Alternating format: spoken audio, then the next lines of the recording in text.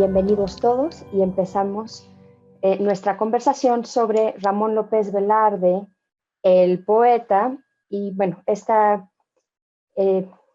conferencia la titulé La virtud frenética de Orfeo y ahorita vamos a ver por qué. La razón por la que seguramente han escuchado hablar de López Velarde en estos días es porque justamente se cumple el primer centenario de su fallecimiento, el 19 de junio, y bueno, se cumplió, pues, porque ya pasó, hace 10 días, o más o menos, un poquito más, y también es el centenario de quizá el que es su poema más célebre, sobre el que seguramente han escuchado hablar, que es La suave patria.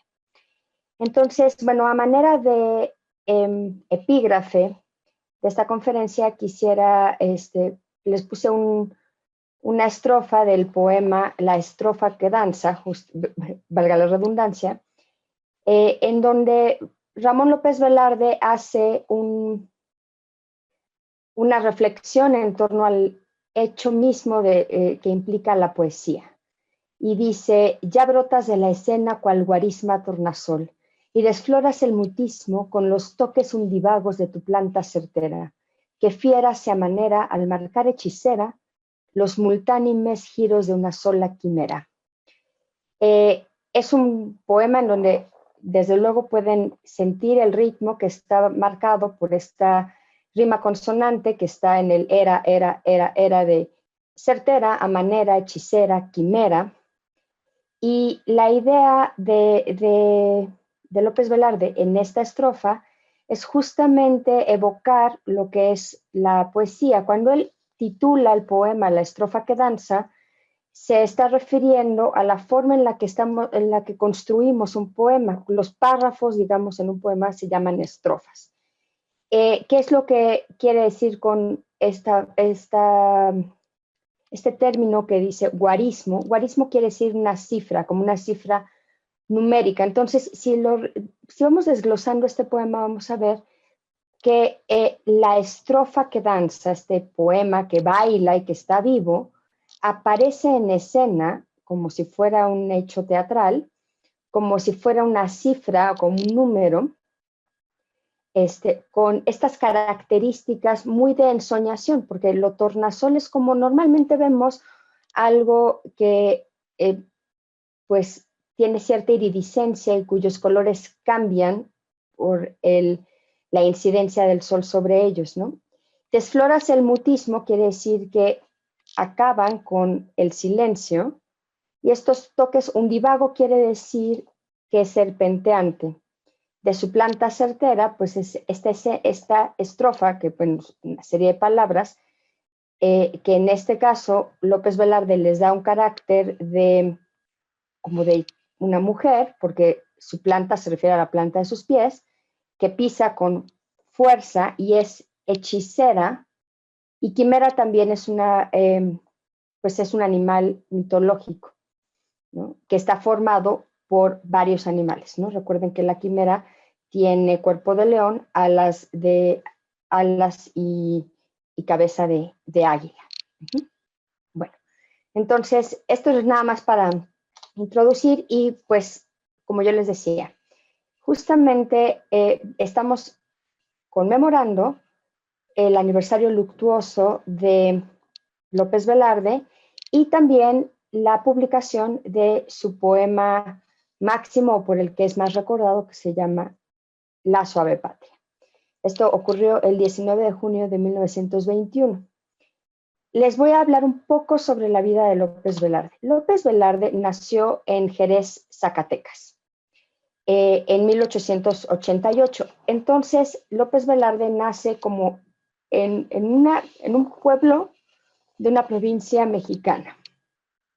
Y es este terruño, este pueblo, el que va a añorar durante toda su vida, ¿no?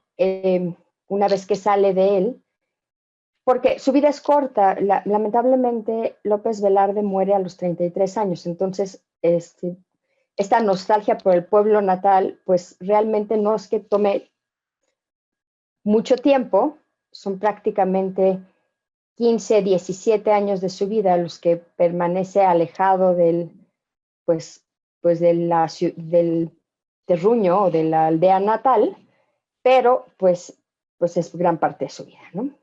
Entonces, bueno, les decía yo, López Velarde nace en Zacatecas, en Jerez, a los 12 años es enviado a la ciudad de Zacatecas para continuar con sus estudios en un seminario.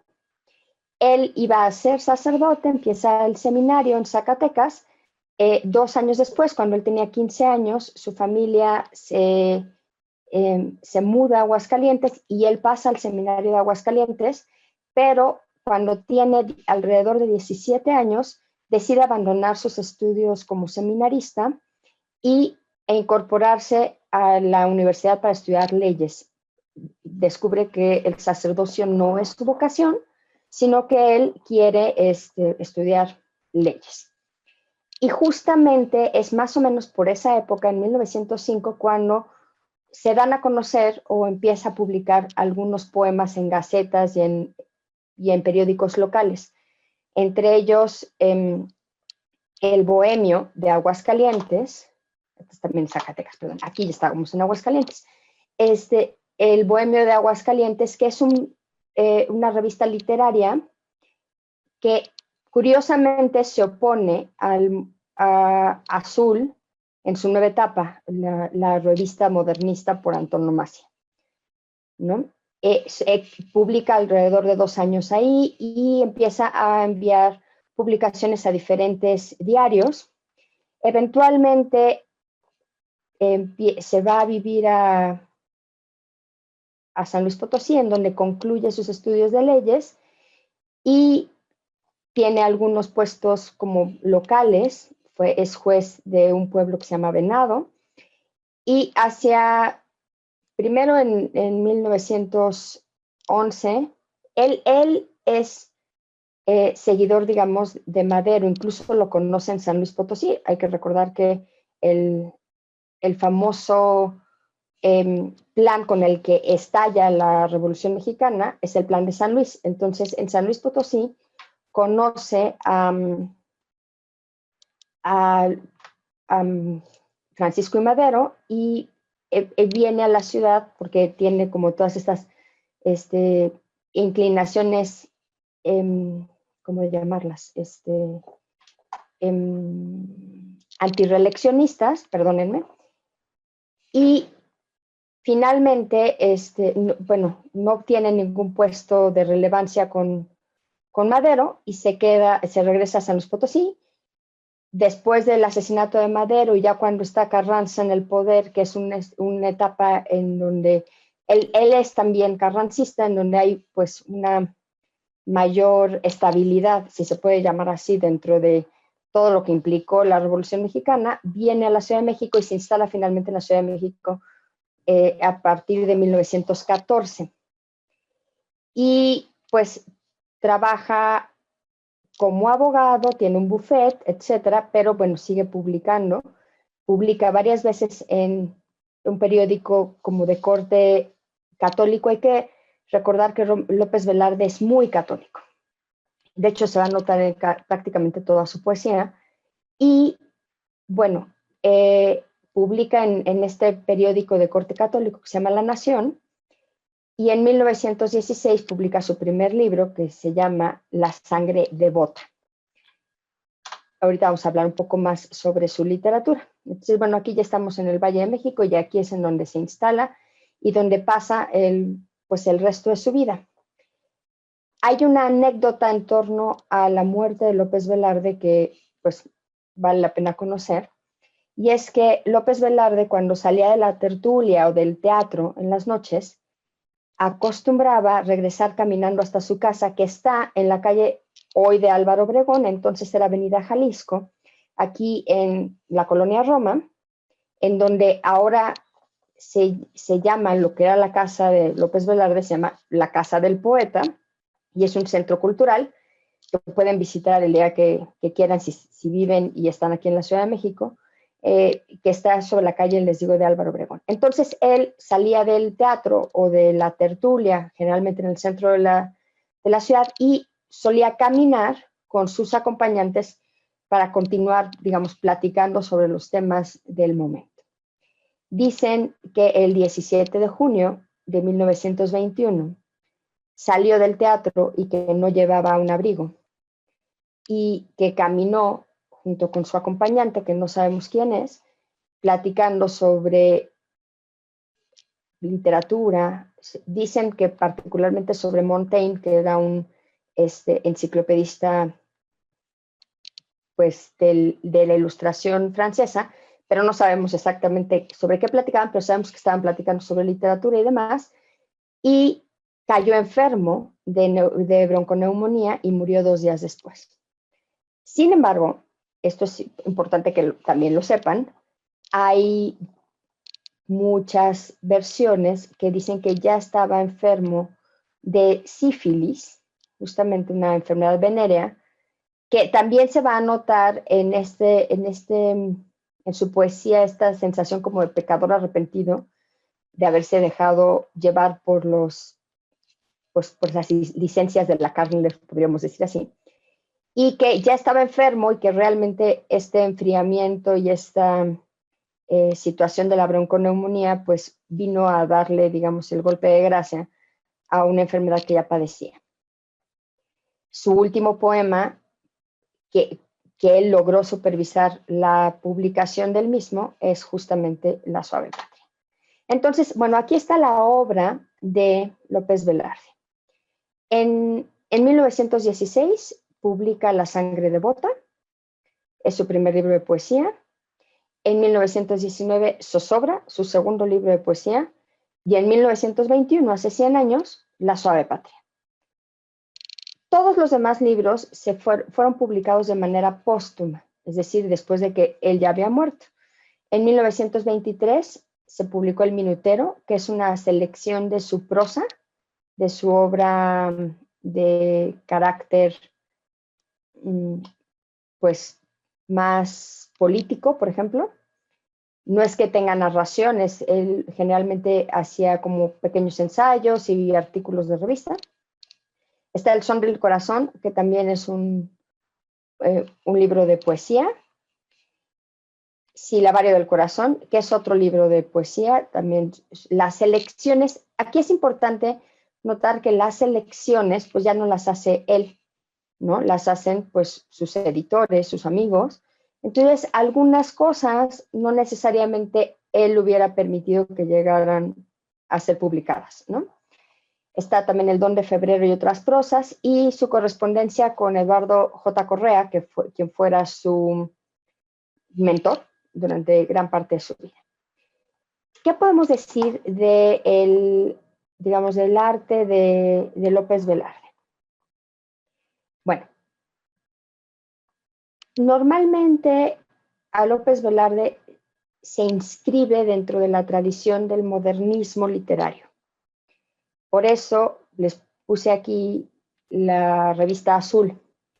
La revista Azul fue, digamos, el órgano de difusión de la poesía modernista en México, que retoma el nombre del libro más famoso de Rubén Darío, Azul. El modernismo literario pues tiene sus raíces en la obra del nicaragüense Rubén Darío de la segunda mitad del siglo XIX, y retoma Darío y todos sus seguidores, digamos, todos los seguidores del modernismo, retoman como las enseñanzas tanto de los simbolistas como de los parnasianistas franceses, Mallarmé, y sobre todo en el caso ya de López Velarde, Baudelaire y los otros poetas malditos, ¿no? Que es como el postmodernismo o el postsimbolismo literario francés. El modernismo está caracterizado por ciertas evocaciones como exóticas del mundo oriental, ¿no? Que también están muy vinculados al simbolismo literario, y muchos como artilugios técnicos de los que vamos a hablar eventualmente en términos de la poesía. Y ¿López Velarde es o no es modernista? Pues sí parte del modernismo y sí tiene mucho arraigo con esa corriente, pero podemos decir que en realidad López Velarde es como la vanguardia literaria en México. Tan es así que los poetas posteriores, Villaurrutia, Gorostiza, por ejemplo, le van a rendir sus homenajes en la década de los 20, y este grupo de Javier Villaurrutia y Gorostiza, etcétera, se llama Los Contemporáneos y son la vanguardia literaria en México. Entonces, realmente, pues López Velarde está como a la vanguardia, está adelante de todos estos grandes poetas de la vanguardia. Claro, tiene ecos no nada más del modernismo, también del romanticismo. Ahorita vamos a ver en qué puntos pues hay un eco romántico. Entonces, en él confluyen varias influencias, tanto la romántica como la modernista y particularmente la simbolista francesa. Entonces, todo eso confluye. Él es muy adepto a la literatura de Gutiérrez Nájera, de hecho es a quien él concibe como el mayor poeta en México, y bueno, del Cono Sur, de Lugones y de Herrera y Racing. De ellos va a retomar gran parte de su arte y de sus intereses literarios. Después, él también está por generación vinculado al Ateneo de la Juventud, en donde estuvieron personas que seguramente conocen y si no, por lo menos ubican sus calles, que son Alfonso Reyes y José Vasconcelos, que son el Ateneo de la Juventud, van a ser estos intelectuales mexicanos que van a sentar las bases del nacionalismo. Entonces, aunque López Velarde nunca se quiso sumar de forma formal al Ateneo de la Juventud, sí hay en él un interés, como vamos a ver ahorita que hablemos de Suave Patria, en la nueva conformación del nacionalismo mexicano. Bueno, Octavio Paz dice, y con esto quiero empezar a hablar ya de la obra de López Velarde, la poesía moderna nace en Hispanoamérica antes que en España, con la única y gran excepción de Gómez de la Serna.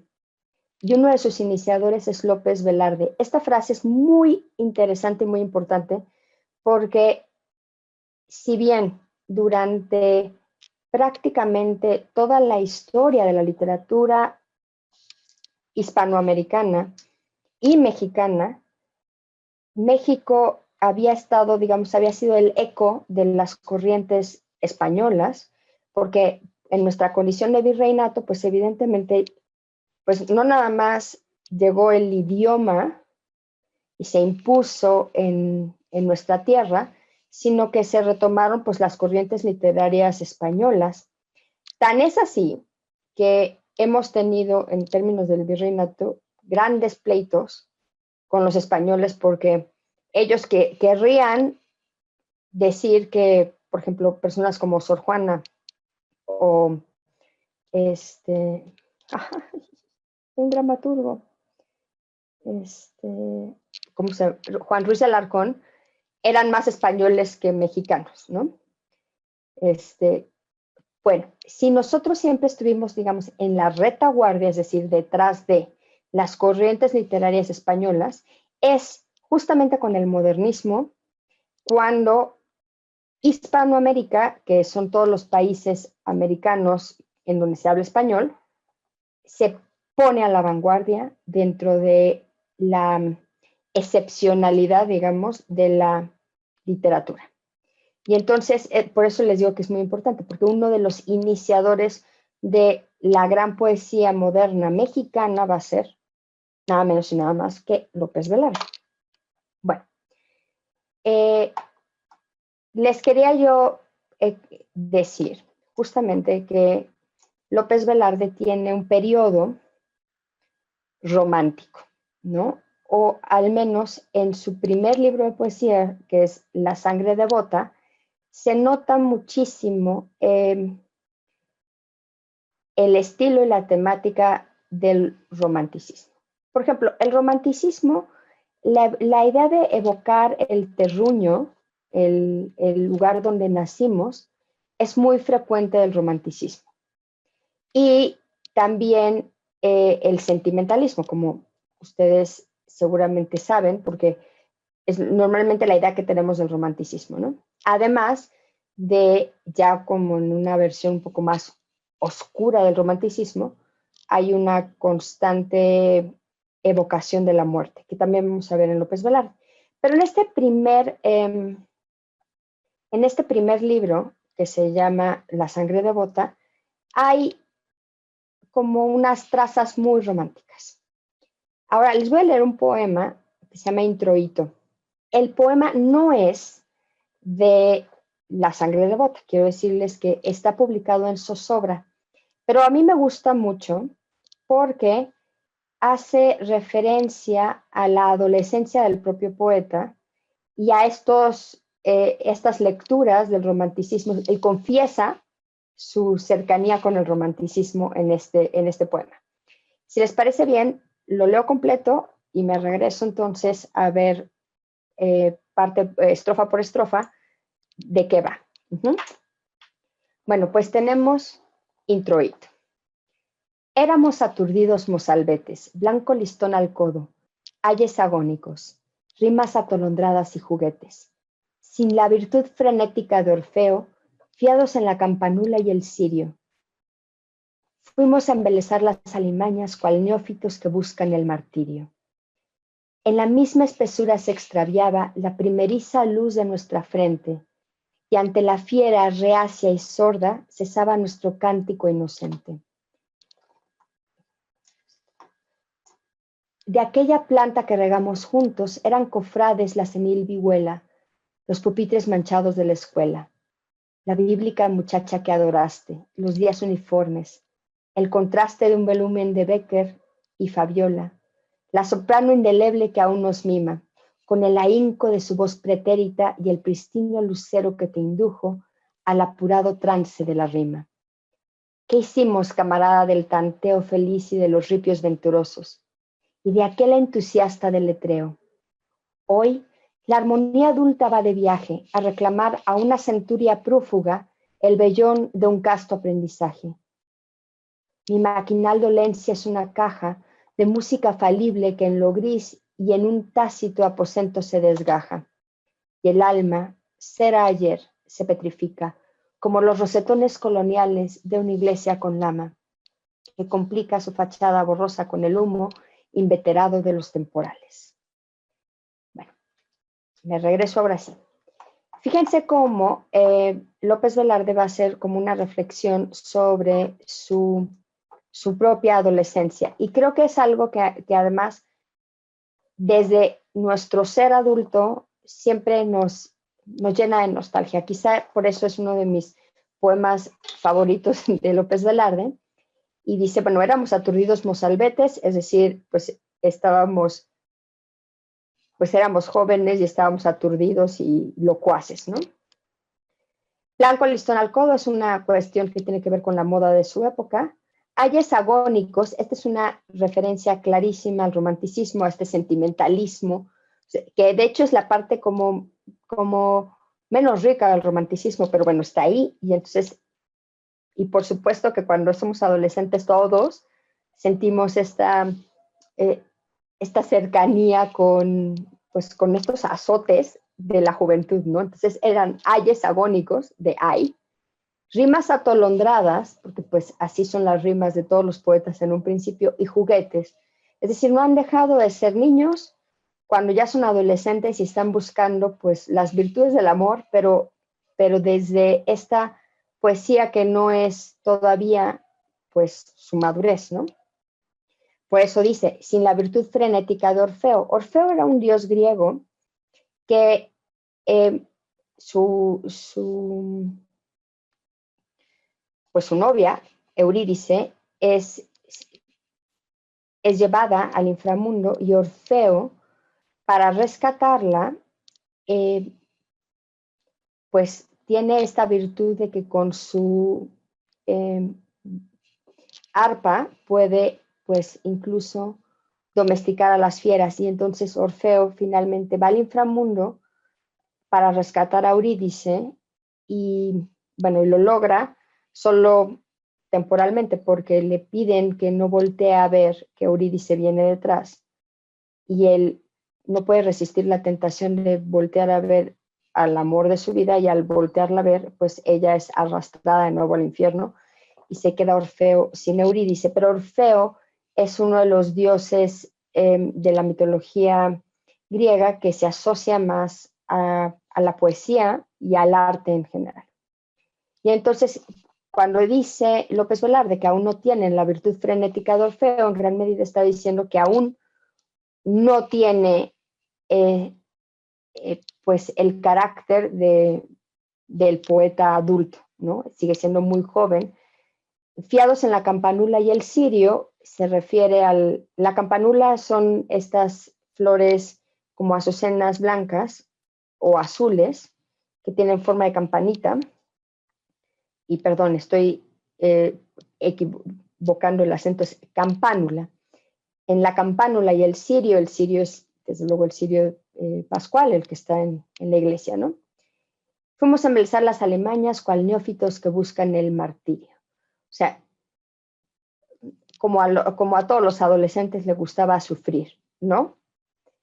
Y, bueno, en la misma espesura se extraviaba la primeriza luz de nuestra frente y ante la misma fiera, reacia y sorda, cesaba nuestro cántico inocente. Entonces, sus cánticos de él y de su compañero Enrique Fernández Ledesma, que eran compañeros, digamos, de banca y de poesía, les pasaba lo mismo. Sus cánticos eran aún inocentes. Y aquí, en la siguiente estrofa, por ejemplo, vamos a encontrar esta idea del volumen de Bécquer. Bécquer es el romántico español por antonomasia, ¿no?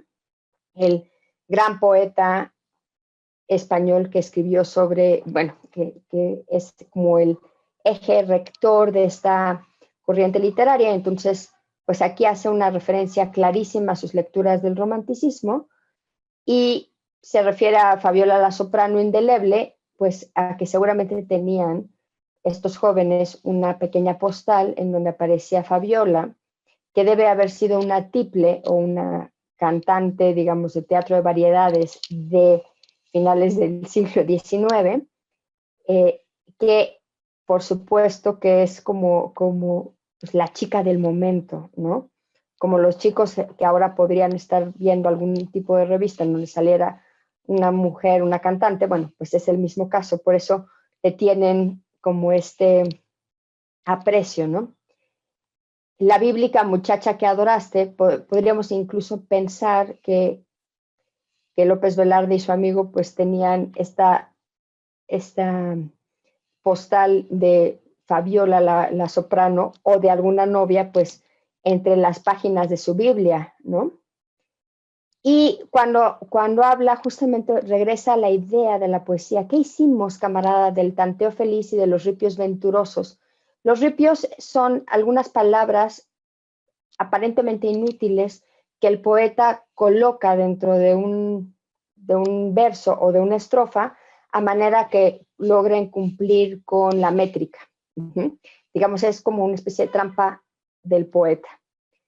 Y aquí los llama, aunque sean inútiles, los llama venturosos porque pues quería decir que iban bien. Bueno, ya hay una ironía que es muy común en la poesía de Lugones y que también recupera López Velarde en su obra, ¿no?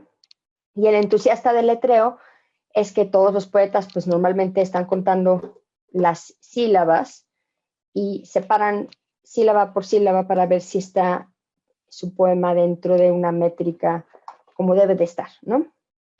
Y entonces ya viene la nostalgia, ¿no? La armonía adulta va de viaje a reclamar una centuria prófuga, es decir, la centuria que ya se fue, el siglo XIX que ya acabó, en donde se dio este casto aprendizaje que vuelve a recuperar la inocencia y justamente dice que ya no tiene la flexibilidad de antes ni la posibilidad de cambiar y de metamorfosearse como en su juventud, porque justamente el poema cierra con esta idea, ¿no? Y el alma, que cera ayer, que quiere decir que fue como de cera, maleable, antes, ahora se petrifica, ya no hay cambios, ¿no?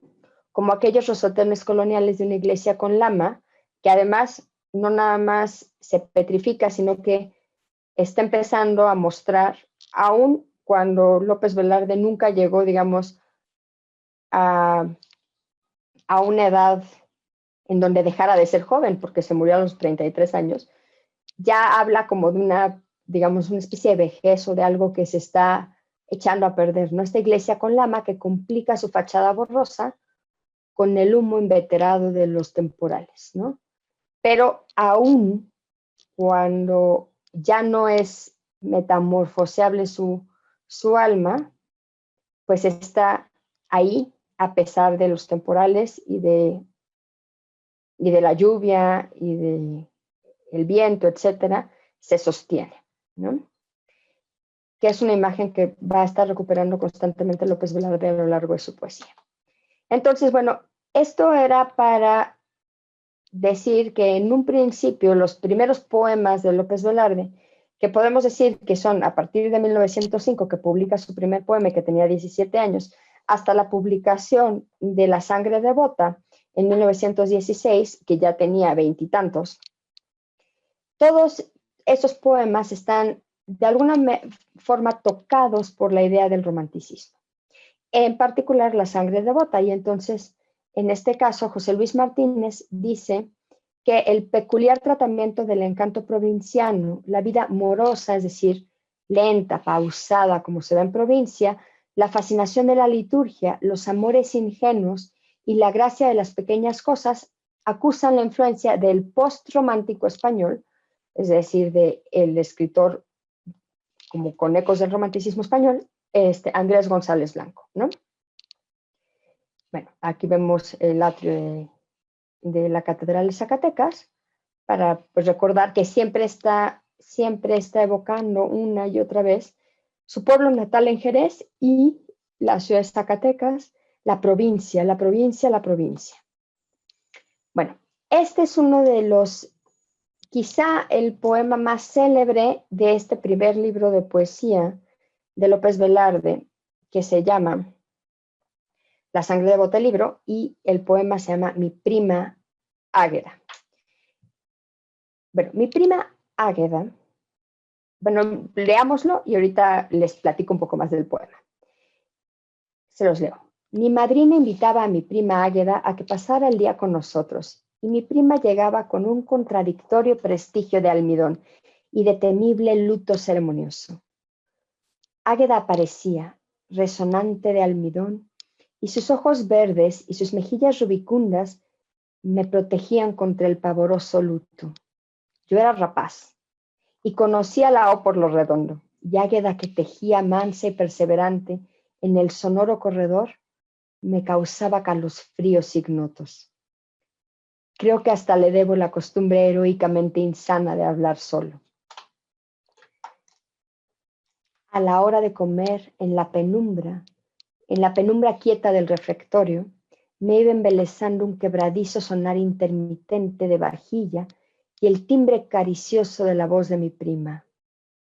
Águeda era luto, pupilas verdes y mejillas rubicundas. Un cesto policromo de manzanas y uvas en el ébano de un armario añoso.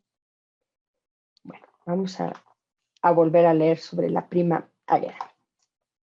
Bueno, de entrada es notable que se trata de un poema con un carácter muy erótico, ¿no? A pesar de que se trata de una mujer vestida de luto, el erotismo está ahí presente. Y bueno, a lo largo de su vida, López Velarde, porque no les hablé de les conté su vida y no les hablé de sus amores. Qué mal, ¿verdad? Bueno, los amores de López Velarde. Pues López Velarde en su juventud estuvo enamorado de Josefa de los Ríos, a quien él llamó en su poesía Fuensanta.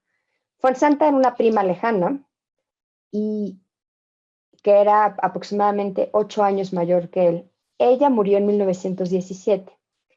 Y finalmente, a partir de Fuensanta, pues tuvo varias novias y varias parejas, pero con ninguna logró ni estableció una relación a largo plazo en el sentido de que fuera, que desembocara en matrimonio, ni mucho menos. Lo que sí podemos decir es que a López Velarde desde siempre le gustaron las mujeres que eran mayores que él, ¿no? Y bueno, de eso hay una prueba clarísima en este poema de mi prima Águeda, ¿no? Porque pues llegaba la prima Águeda y se ve que la prima Águeda era viuda, entonces, y él era apenas un rapaz, ¿no? Ahí dice, yo era rapaz, y como todos los adolescentes y chiquillos, y conocía la O por los redondos, es decir, se vanagloria de un conocimiento que es bastante vano y superfluo, pero que creía saberlo todo. Decir, y conocía la O por los redondos, es decir, y yo creía saberlo todo, ¿no? Pero fíjense cómo este poema está construido en torno a los sonidos más que a las visiones, ¿no? O a la mirada. Porque Águeda aparecía resonante, ¿no? Entonces, con su vestido de luto, se escucha como por donde pase Águeda se escuchaba el almidón de su vestido, es decir, su vestido estaba tan rígidamente almidonado que él escuchaba, y cada vez que escuchaba el sonido de Águeda, su voz, o el roce de su vestido, él sentía unos calosfríos ignotos que podemos pensar que se trata justamente de pues de un principio de excitación sexual, porque los escalofríos ignotos es que él hasta ese momento no los conocía. Él, que creía saberlo todo, que era muy joven, no conocía de estos placeres, ¿no?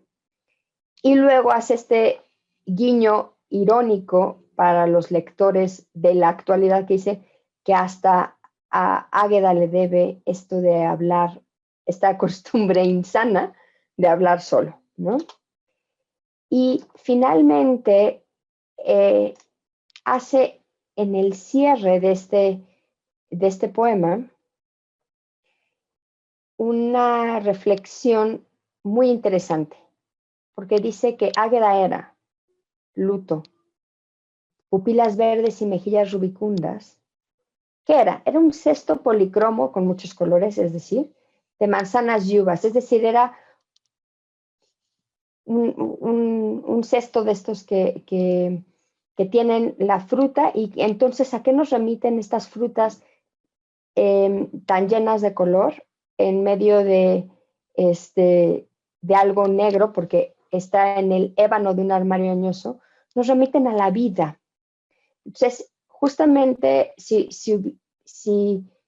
hace una reflexión, él habla de las pupilas verdes que podemos asociar con las uvas y las mejillas rubicundas que podemos asociar con el rojo de las manzanas. Y era esta mujer llena de vida, atrapada en un vestido de luto, que él hace esta comparación con un armario viejo, pues añoso, de ébano, que es esta madera muy oscura, casi negra. Entonces, él justamente está diciendo que esta mujer enlutada estaba llena de vida, y bueno, y a él claramente le gustaba a su prima Águeda, atrapada en este armario, en esta rigidez de luto, ¿no? Bueno, les decía yo que también se asocia a López Velarde con el modernismo literario, y que el modernismo literario tiene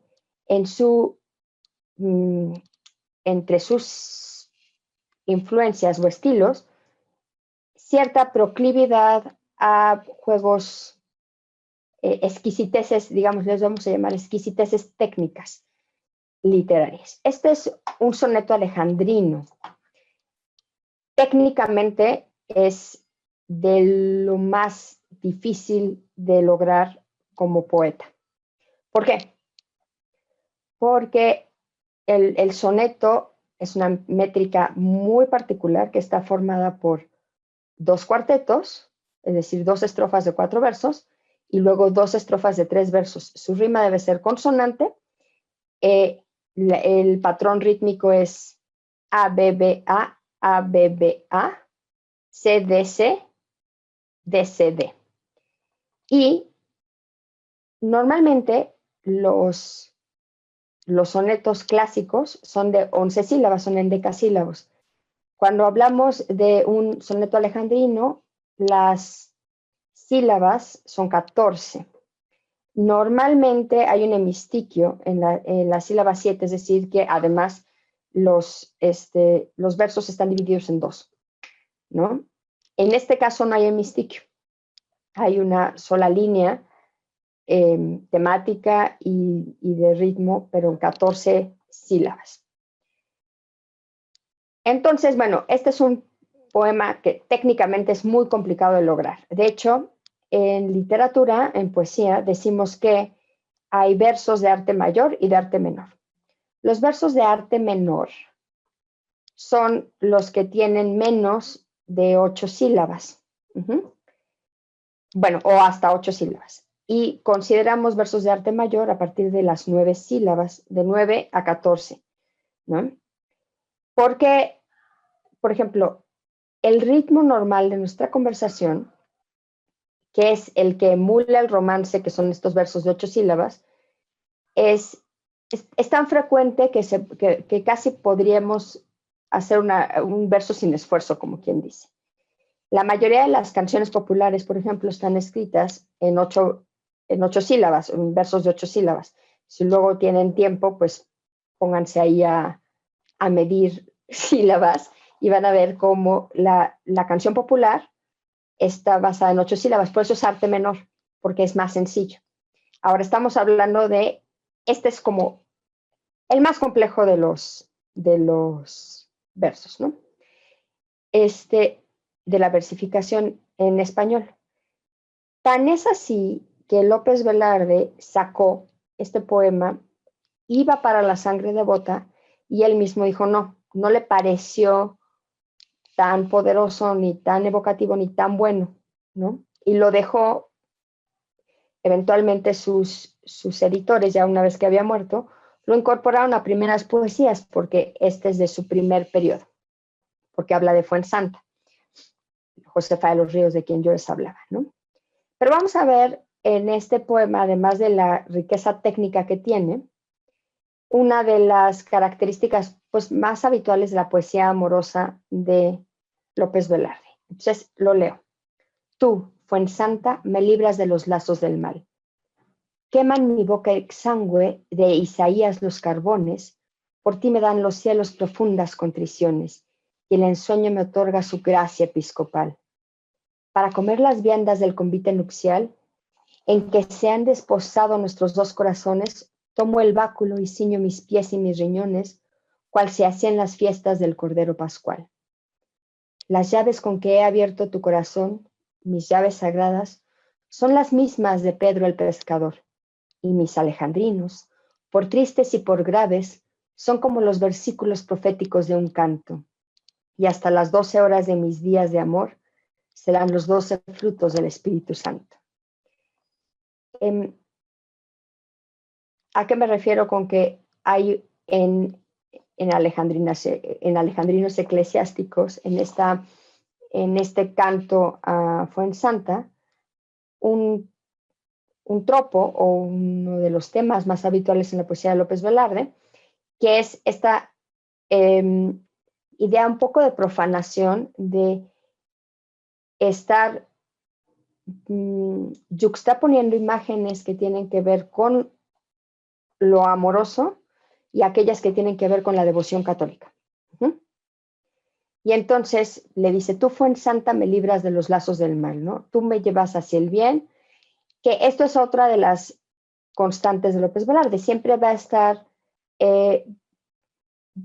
buscando de alguna forma la salvación en las mujeres y sobre todo en las mujeres de provincia, de las castas y puras mujeres de provincia, porque para él las mujeres de la ciudad somos pues corruptoras, ¿no? Y vamos a verlo constantemente en su poesía. Entonces le dice, tú Fuensanta me libras de los lazos del mal. Queman mi boca exangüe de Isaías los carbones. Isaías es un profeta y por eso se liga a lo que encontramos en los últimos versos, en la última estrofa, que dice que estos alejandrinos son como profecías, ¿no? Son versículos proféticos de un canto. Y encontramos todas estas, este juego como de equilibrio entre lo sagrado y lo profano, ¿no? Porque le dice que ella ha abierto su corazón como San Pedro, ¿no? Pedro el pescador es otra manera de llamar a San Pedro porque hay que recordar que su profesión era pescador después de almas y que él justamente tiene pues las llaves sagradas, ¿no? Y estos alejandrinos él mismo los define como tristes y graves porque están de alguna manera haciendo una profecía de qué, pues de la muerte muy joven aún y sin haber logrado concluir sus amores de Josefa de los Ríos, también conocida como Fuensanta, ¿no? Y bueno, quizá el poeta que más influye a López Velarde sea el francés Charles Baudelaire. Charles Baudelaire es un poeta simbolista francés que tiene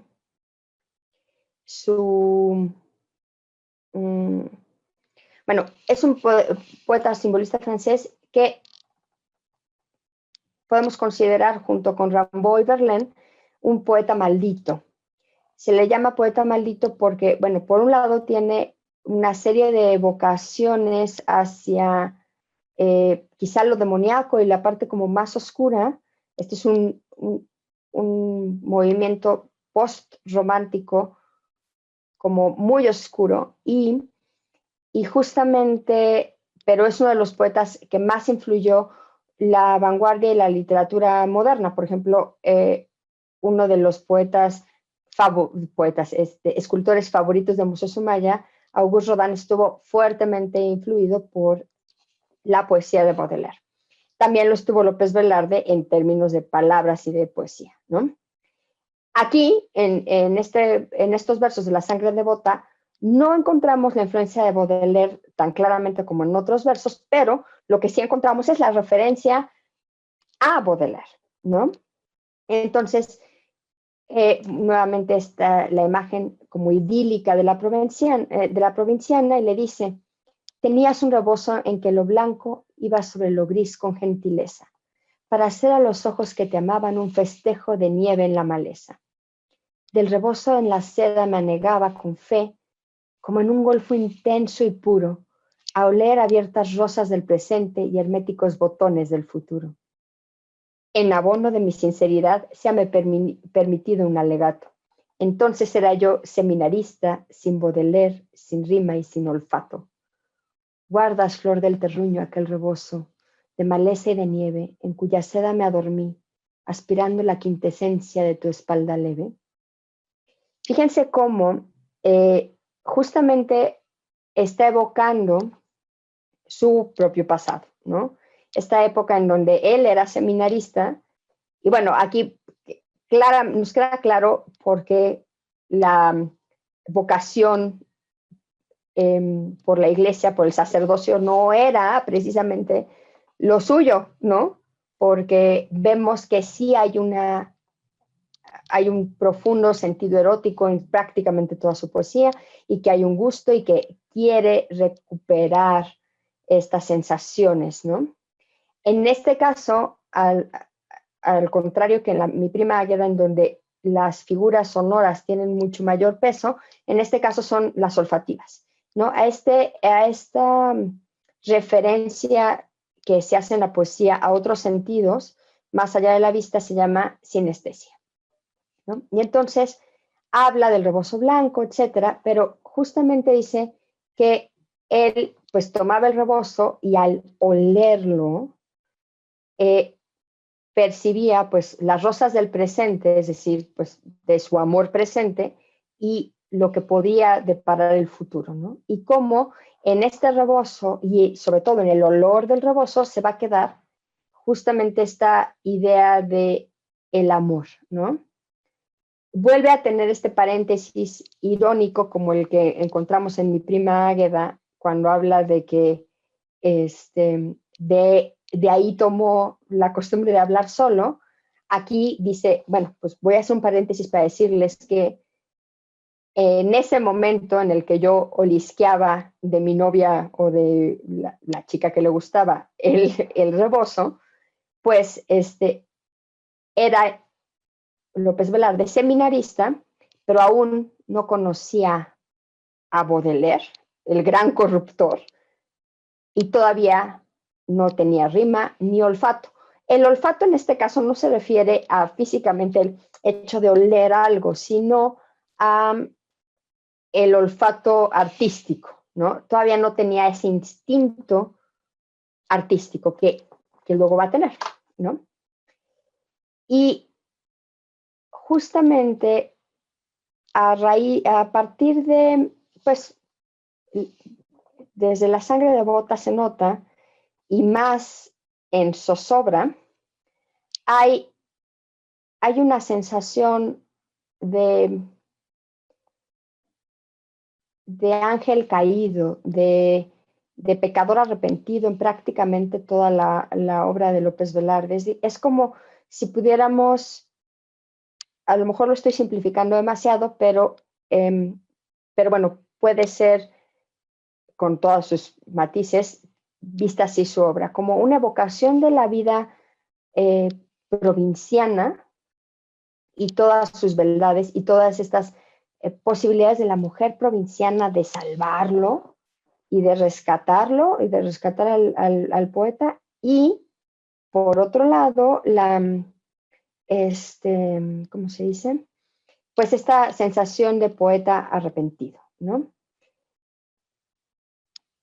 Este es uno de los poemas, no está completo, es una estrofa del Viejo Pozo, de La sangre de Bota, pero justamente lo elegí para que viéramos esta idea de él debatiéndose entre su vocación religiosa y su vocación, digamos, erótica, y de esta condición, no nada más de él, sino de todas las mujeres provincianas y de los hombres provincianos también, y quizá de todo el mundo en el siglo XIX a principios, entre la iglesia, entre lo sagrado y lo profano. Esto que siempre le preocupó a López Velarde hasta el último de sus días, este equilibrio que no logra sostener entre lo sagrado y lo profano, ¿no? Bueno, y entonces dice así: en la pupila líquida del pozo espejábanse en años remotos los claveles de una maceta, más la arquitectura ágil de las cabezas de 2 o 3 corceles prófugos del corral, más la rama encorvada de un durazno, y en época de mayor lejanía también se retrataban en el pozo aquellas adorables señoras en que ardía la devoción católica y la brasa de Eros. Suaves antepasadas, cuyo pecho lucía descotado y que iban, con tiesura y remilgo, a entrecerrar los ojos a un palco a la zarzuela, con peinados de torre y con vertiginosas peinetas de carey. Del teatro a la vela perpetua, ya muy listas y muy arrebujadas en la negrura de sus mantos. Evoco todo trémulo a estas antepasadas, porque heredé de ellas el afán temerario de mezclar tierra y cielo, afán que me ha metido en tan graves aprietos en el confesionario, ¿no? Ven cómo justamente se ríe con ironía más que con burla de esta dicotomía de las mujeres que, por un lado, se exhiben porque muestran los senos con un pecho descotado, es decir, con escote pronunciado, y van con sus peinados altísimos y disfrutan de la zarzuela, que es la ópera bufa, la ópera cómica, con sus peinados de torre, todas vanidosas, y cómo terminando el teatro se ponen sus mantos negros, sus velos, y se van a la vela perpetua, a la iglesia, ¿no? Y él dice y confiesa que heredó de ellas, de esas antepasadas, ese afán temerario, porque pues confundir tierra y cielo evidentemente no puede ser más que temerario, no puede, es como llamar a la desgracia, ¿no? Por eso lo ha metido en tan graves aprietos en el confesionario. Bueno, vamos a ver cómo esta constante de López Velarde del pecador arrepentido, de las penas del ángel caído, están a lo largo de su poesía una y otra vez, a partir de que él llega a la Ciudad de México, que para él es como el vórtice del pecado.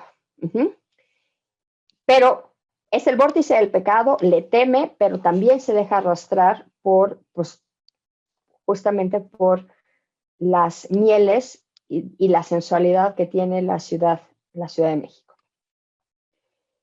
Y nuevamente todo esto de dejarse arrastrar por la tentación tiene tintes y ecos de Baudelaire. En El perro de San Roque no pongo los poemas completos porque si no, no nos va a dar tiempo, y además estas son las estrofas que me interesa destacar en este momento. Bueno, en El perro de San Roque dice, justamente para evocar su condición de pecador arrepentido: he oído la rechifla de los demonios sobre mis bancarrotas chuscas de pecador vulgar, y he mirado a los ángeles y arcángeles mojar con sus lágrimas de oro mi vajilla de cobre. Mi carne es combustible y mi conciencia parda. Efímeras y agudas refulgen mis pasiones, cual vidrios de botella que erizaron las bardas del gallinero, contra los gatos y los ladrones, ¿no? Pues aquí justamente habla de su condición de una especie de limbo, ¿no? No es tan pecador como para que los demonios lo consideren uno de ellos, ¿no?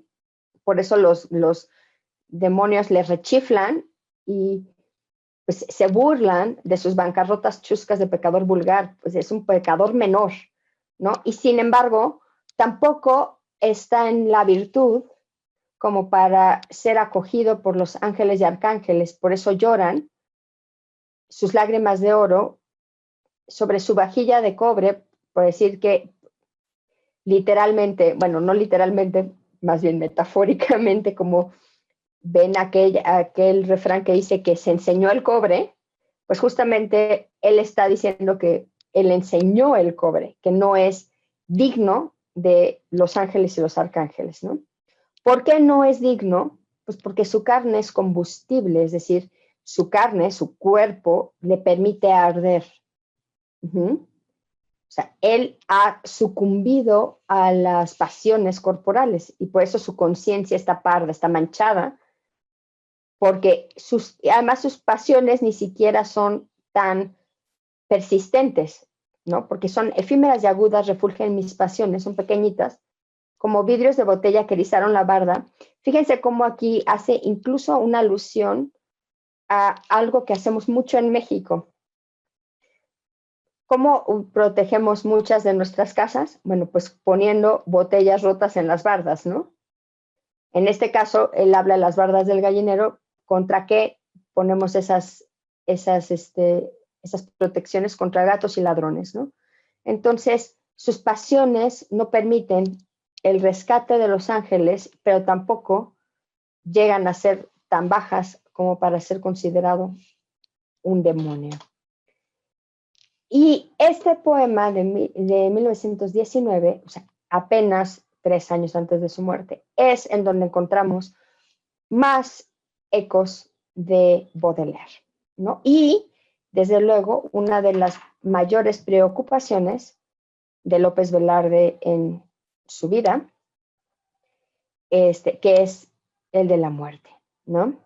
Se llama Te honro en el espanto y dice así: Ya que tu voz como un muelle vapor me baña, y mis ojos, tributos a la eterna guadaña, por ti osan mirar de frente el ataúd. Ya que tu abrigo rojo me otorga una delicia, y es mitad friolenta y mitad cardenalicia, antes que en la veleta llore el póstumo alud, ya por ti ha lanzado a la muerte su reto, la cerviz animosa del árdido esqueleto, predestinado al hierro del fúnebre dogal. Te honro en el espanto de una perdida alcoba de nigromante, en que tu yerta faz se arroba como una tibia, como sobre un cabezal, y porque eres, amada, la armoniosa elegida de mi sangre, sintiendo que la convulsa vida es un puente de abismo en que vamos tú y yo. Mis besos te recorren en devotas hileras, encima de un sacrílego manto de calaveras, como sobre una erótica ficha de dominó. Si observan este poema con atención, se darán cuenta que existe esta dualidad entre lo erótico y lo tanático. De hecho, Freud fue el que dijo que los seres humanos nos debatíamos entre dos pulsiones, una pulsión de vida y una pulsión de muerte.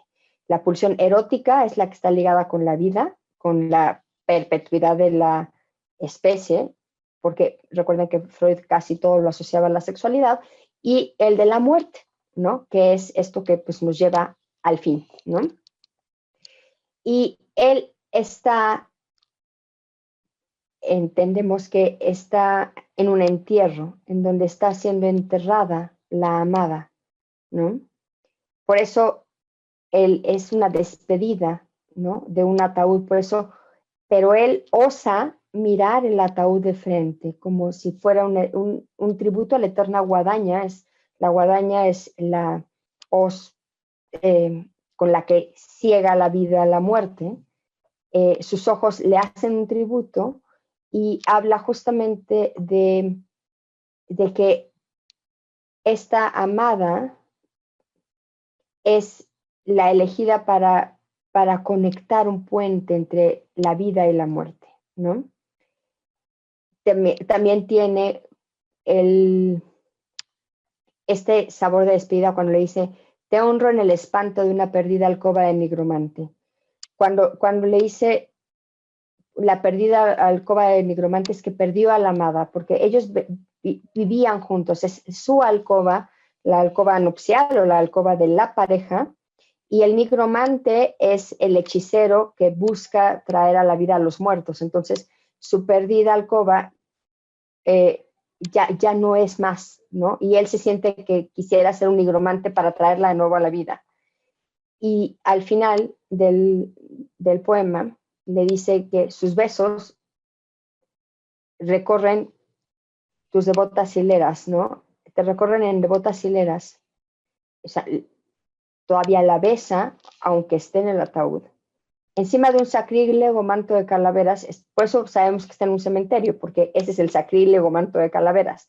Y dice sacrílego porque pues no debería de estar besando un cadáver en un cementerio, ¿no? Como una erótica, y lo sabe perfectamente porque está hablando justamente de esta combinación entre lo erótico y lo tanático, ¿no? En una erótica ficha de dominó.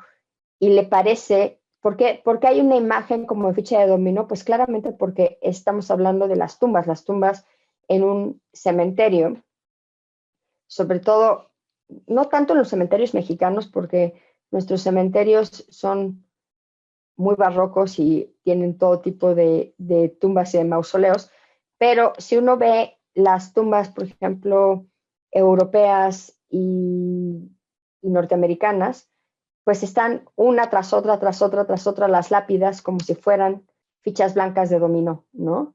Y que él quisiera, pues evidentemente, tirar una ficha para que se cayeran todas, ¿no?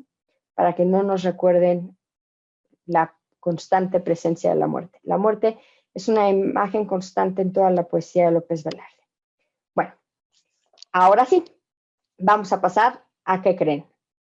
La suave patria, el poema que también cumple 100 años de haber sido publicado y el que pues creo que hace más famoso a López Velarde y el que le ha dado como este carácter de el poeta de la revolución, que en realidad creo que es un gran poeta nacional. Yo difiero en llamarlo como un poeta revolucionario en el sentido de la Revolución Mexicana, revolucionario en el sentido artístico, sin duda.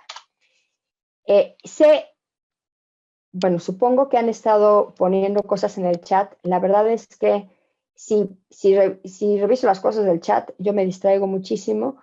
Si les parece bien, al final dejamos un poquito de espacio para hacer preguntas. Si ustedes quieren seguir escribiendo ahí en el chat, al final las leo, ¿no? Bueno, esto es una pintura de doctorato que tenemos en el museo. Y ahora sí, no nos va a dar tiempo, desde luego, de leer el poema completo y además comentarlo porque, pues, La suave patria es un poema muy largo. Pero vamos a leer algunas de sus estrofas y de sus partes más importantes. ¿Qué necesitamos saber de Suave Patria? Bueno, Suave Patria fue publicado en 1921. ¿Qué motiva a López Velarde a escribir Suave Patria? Bueno, la convergencia de dos centenarios. En ese momento se celebraban 400 años, ahora son 500, de la fundación de la Ciudad de México, de la caída de Tenochtitlán, pero la fundación de la Ciudad de México y de alguna forma la fundación también de nuestra patria mestiza. Y también se conmemoraban 100 años de la independencia de México. Ya sé que la independencia es 1910, pero recuerden que, 1810. Concluye en 1821 con la entrada de Iturbide y el ejército trigarante a la Ciudad de México. Ahí se consuma la independencia. Entonces son 100 años, en el caso de López Velarde, ahora son 200, de la consumación de la independencia. Entonces estos dos hechos históricos de alguna forma lo motivan a escribir La suave patria. La suave patria está escrita en decasílabos, es decir, son versos de 11 sílabas. Su patrón de estrofas es muy variado, o sea, hay estrofas que son sextetos, hay estrofas de 4 sílabas, o cuartetos, hay dísticos de 2 sílabas, hay de 5, entonces el patrón de cómo están organizadas las estrofas tiene hasta 33 variaciones. Entonces, pero lo que es importante es considerar que estamos hablando de versos en decasílabos con una rima consonante. Esta es como si fuera una obra de teatro. Está separada por un proemio, que es decir, una introducción, un primer acto, un intermedio y un segundo acto. Y es una especie de, más que de obra de teatro, más bien sería como una sucesión de imágenes. Bueno, entonces vamos a ver el proemio, que seguramente han escuchado y han visto por ahí, porque es muy conocido y es quizá la parte que más se repite La suave patria. Y dice: yo que solo canté de la exquisita partitura del íntimo decoro, alzo hoy la voz a la mitad del foro, a la manera del tenor que imita la gutural modulación del bajo, para cortar a la epopeya un gajo. Navegaré por las olas civiles con remos que no pesan, porque van como los brazos del correo Chuan que remaba la Mancha con fusiles. Diré con una épica sordina: la patria es impecable y diamantina. Suave patria, permite que te envuelva en la más honda música de selva, con que me modelaste por entero al golpe cadencioso de las hachas entre risas y gritos de muchachas y pájaros de oficio carpintero. Ok, vamos a ver aquí varias cosas. En principio, nos va a contar algo que bueno, nos va a hablar de todo el tono que va a tener el poema. Contrario a la mayoría de los poemas patrios, no hace ningún elogio a la guerra. De hecho, podemos decir que López Velarde es como un pacifista poético. si ustedes escuchan nuestro himno nacional, bueno, es un canto de guerra, ¿no? Empieza mexicanos al grito de guerra, ¿no?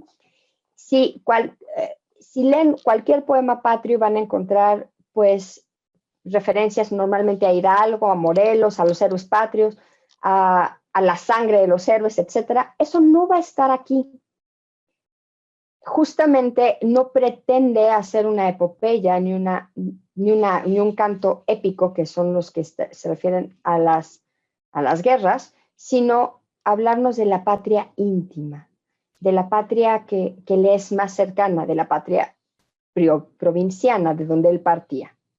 Entonces, él dice, de entrada se justifica diciendo que esta tarea de escribir un poema patrio no es necesariamente su modus operandi, o lo que normalmente escribe, porque él dice, yo que solo canté de la exquisita partitura del íntimo decoro, es decir, él es un cantante o un poeta que solo hace poemas que se refieren a su propia vida de intimidad y de amoríos, etcétera, pero que nunca ha hecho un poema patrio. Este va a ser su primero, ¿no? Y en este momento alza la voz en la mitad del coro, como si fuera el tenor, pero imita la voz que es modulada. El tenor es el que lleva la voz más importante en un poema, ¿no? Digo, en un poema, en una ópera. Y el bajo lleva el ritmo. Y entonces dice, soy un tenor, pero voy a utilizar la voz del bajo. Y le voy a cortar a la epopeya. La epopeya son estas grandes poemas que cuentan el surgimiento de una nación y de sus héroes, ¿no? Pero él no pretende hacer una epopeya mexicana, solo un gajo de la misma. Es como si fuera una mandarina y dice, yo solo les voy a regalar un gajito de esta epopeya. No me siento capaz de hacerlo todo, ¿no? Y luego dice que navegará por olas civiles. De ahí que siempre es un poema de corte civil, no hay rasgos épicos o de guerra en él. Cuando se refiere a los chuanes son un grupo de bretones y de normandos que quisieron a finales del siglo XVIII lograr su independencia de Francia. Y los normandos y los bretones están justamente a orillas del Canal de la Mancha. Entonces, por eso dice que por eso va a navegar por estas olas, ¿no? Aquí este dístico es muy importante, el que dice diré con una épica sordina. ¿Saben lo que es una sordina? La sordina es un artefacto que se coloca, por ejemplo, en los instrumentos musicales para bajarles la estridencia y el sonido. Por eso es una sordina, para ensordecerlos un poco. Entonces, su épica está ensordecida, es decir, está suavizada, porque por eso es la suave patria. La patria es eso, es la pureza absoluta, por eso es impecable y diamantina. Y le dice que le permita que le envuelva con esa música de selva, siempre va a estar haciendo referencias a los recursos naturales tan ricos de México, ¿no? Que me modelaste, tú me hiciste a mí lo que yo soy, todo entero, al golpe cadencioso de las hachas, que las hachas al final del día son, pues, instrumentos de la gente que trabaja en el campo. Entre risas y gritos de muchachas nos va a hablar mucho de la alegría mexicana este poema, y los pájaros de oficio carpintero. Las aves a lo largo del poema van a tener este simbolismo de la alegría y de los altos vuelos y de nuevamente la pureza de la patria, están asociadas a las alas, a los pájaros. En el primer acto empieza justamente elogiando los recursos naturales de nuestra tierra y va a irse decantando hacia la idea de que somos un país mestizo, ¿no? Y dice, patria, tu superficie es el maíz, tus minas el palacio del rey de oros, y tu cielo las garzas en desliz y el relámpago verde de los loros. El niño Dios te escrituró un establo y los veneros de petróleo el diablo. Sobre tu capital cada hora vuela, ojerosa y pintada en carretela. En tu provincia, del reloj en vela, que rondan los palomos colipavos, las campanadas caen como centavos.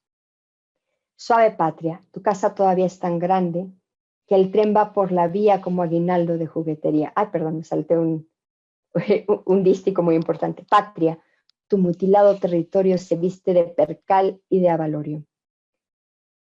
Suave patria, tu casa todavía es tan grande que el tren va por la vía como aguinaldo de juguetería. Y en el barullo de las estaciones, con la mirada de mestiza, pones la inmensidad sobre los corazones. Fíjense cómo canta a los recursos naturales, habla de las virtudes de la tierra, por eso el niño Dios escritura un establo, y los veneros de petróleo el diablo, es decir, él está en contra, digamos, cree que el mercado y que lo que implique el petróleo puede llevar a la ruina a nuestro muy bonito país. Luego critica a la capital, a esas horas que vuelan, que pasan rápido, porque en la capital todo es veloz, ¿no? Y además las horas de la capital pasan como si fueran prostitutas, ¿no? Ojerosas y pintadas en carretela, es decir, en estos, pues estas calandrias que iban jaladas por caballos, pero en donde también las prostitutas se exhibían. En cambio, en la provincia, pues todo es pausado, todo es en calma y además está la presencia de la iglesia, ¿no? Cuando habla del mutilado territorio, desde luego se refiere al siglo XIX en el que se perdió gran parte del territorio mexicano. Habla de la humildad de su gente, o sea, la verdadera gente mexicana se viste de percal, es decir, esta tela de algodón muy sencilla, y avalorio son las cuentas como de plástico o de otros materiales, pero que no son piedras preciosas y que utilizamos como adorno. Pero le da a la patria una sensación de pues de alivio. Le dice, pero aunque tu territorio esté mutilado, tu casa todavía es enorme, ¿no? Y el tren va por la vía, o sea, tan grande que el tren, que es esta máquina portentosa del siglo XIX, va por la vía como aguinaldo de juguetería, es decir, como un juguete de tan grande que es el país, ¿no? Y entonces habla de la mirada de mestiza. Aquí nuevamente, en estos versos, va a hablar de las virtudes del mestizaje, ¿no? Y nos va a referir a esta patria que es mestiza por naturaleza. Suave patria, en tu tórrido festín, luces policromías de delfín, y con tu pelo rubio se desposa el alma equilibrista chuparrosa, y a tus dos trenzas de tabaco sabe ofrendar aguamiel toda mi briosa raza de bailadores de jarabe. Tu barro suena a plata, y en tu puño su sonora miseria es alcancía. Y por las madrugadas del terruño, en calles como espejos, se vacía el santo olor de la panadería. Ven como siempre se va a referir a las cosas pequeñas, a las cosas que hacen tan bonita la patria, pero porque son pequeñas, las cosas cotidianas. Y luego está esta referencia a la matria, que no es la parte femenina de la patria, es la madre que acoge y que arrulla. Dicen, cuando nacemos nos regalas notas, es decir, como cuando canta la madre, ¿no? Después un paraíso de compotas y luego te regalas toda entera, suave patria, alacena y pajarera. Luego va a estar el intermedio. ¡Ay, el tiempo se nos va a acabar! Bueno, ya no lo voy a leer para ustedes, léanlo en su casa, se los recomiendo mucho que lean el poema completo, pero es muy interesante que el único héroe al que hace referencia López Velarde en La suave patria es Cuauhtémoc, el joven abuelo, como él lo llama, y hace esta referencia a cómo siempre va a estar presente el México indígena en el México mestizo que somos ahora, ¿no? Por eso le dice al idioma del blanco, que es lo que trajeron los españoles, tú lo imantas y es surtidor de Católica Fuente, ¿no? Pero siempre va a estar imantado por por esta presencia indígena, ¿no?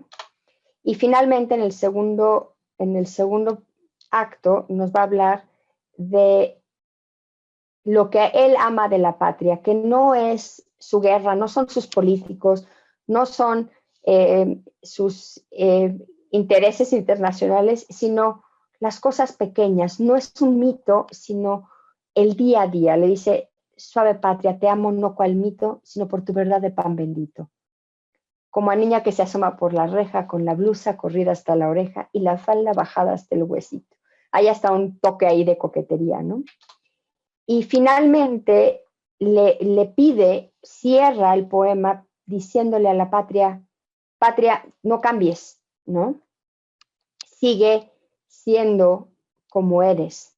Sigue humilde, sigue siendo la patria del campesino, de la provincia, que nosotros podemos labrar la tierra y no esta patria a donde apuntaba el progreso. Hay que pensar que en el momento en el que fue escrito, lo que él quiere es siempre regresar a lo pequeño, al terruño, a su lugar, ¿no?, de origen. Y bueno, en el minutero, él escribe estas palabras, que digamos que es el correlato en prosa de las ideas que expresa en Suave Patria, y con esto cierro. Han sido precisos los años de sufrimiento, es decir, se refiere a la revolución sobre todo y a las guerras civiles del siglo XIX, para concebir una patria menos externa, más modesta y posiblemente más preciosa. Nuestro concepto de la patria es hoy hacia adentro. Dice, las rectificaciones de la experiencia contrayendo a la justa medida la fama de nuestras glorias sobre españoles, yanquis y franceses, se refiere a las intervenciones del siglo XIX, y la celebridad de nuestro republicanismo nos han revelado una patria no histórica ni política, sino íntima. Ahora sí, muchísimas gracias.